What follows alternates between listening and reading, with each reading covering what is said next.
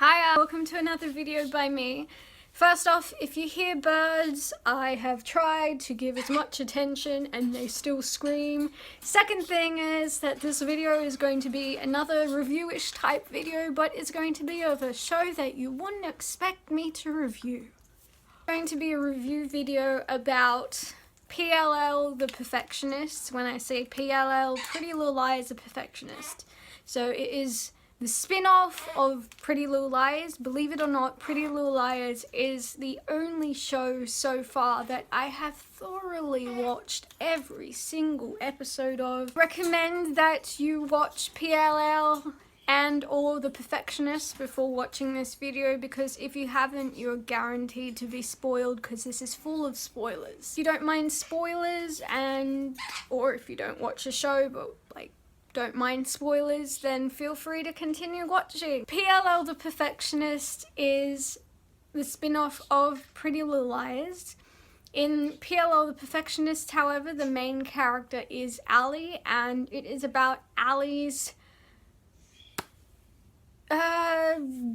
escape from Rosewood, as you can call it, a new start, as she calls it, and the happenings at the school she's teaching in Beaconsfield Heights. Other than Allie, you have Mona, who's also in PLL, who was also in PLL.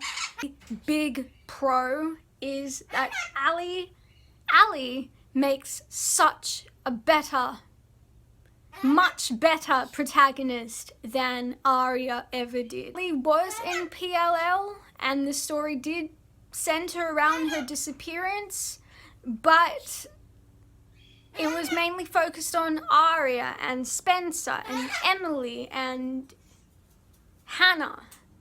Mainly Aria. Aria was the main character of that series. But in this one, it was Allie, and in this one, number one, she did exceptionally well as the protagonist. She was much more enjoyable than Aria ever was. More relationships to be referenced in PLL the Perfectionist. In PLL the Perfectionist especially, I enjoyed, as usual, because I do enjoy LGBTQ couples, you do have Allie and Emily's relationship, which is great, but you also have, well, one of the three main leads of PLL the Perfectionist, with the guy lead.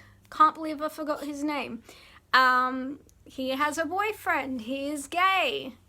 Yay! And I did kind of spoil it in number 2, but there are several references to PLL in The Perfectionists, and there are a lot. It should have been retitled PLL Back to the Future. There were quite a few good references, and I'm just going to make mention to it now. Caitlin, or that other character, received a text message from Ava, but the text message read A, and I at that moment was like, oh, is A back? And probably the characters are like, who's A? But it was really, really cleverly done. Explaining who A was, because these are new characters. Allie is older, she's teaching at this high school, and these are new students, and there's a murder on the loose, and everything like that, and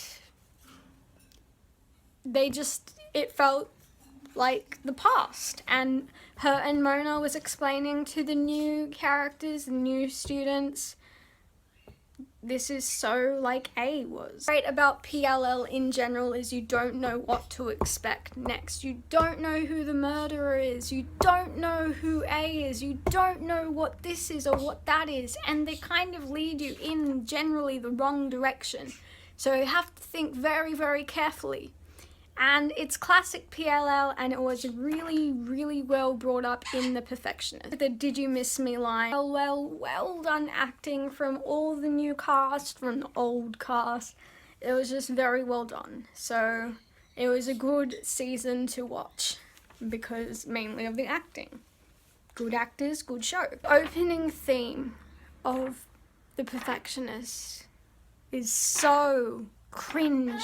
They used the old PLL song, but they really shouldn't. Foreshadowed what's going to happen in the episode, but they really shouldn't. There's a lot of things wrong with that opening theme. Emily and Ally relationship. So Emily and Ally got together near the end of PLL, which is great because there was always some sort of chemistry with them.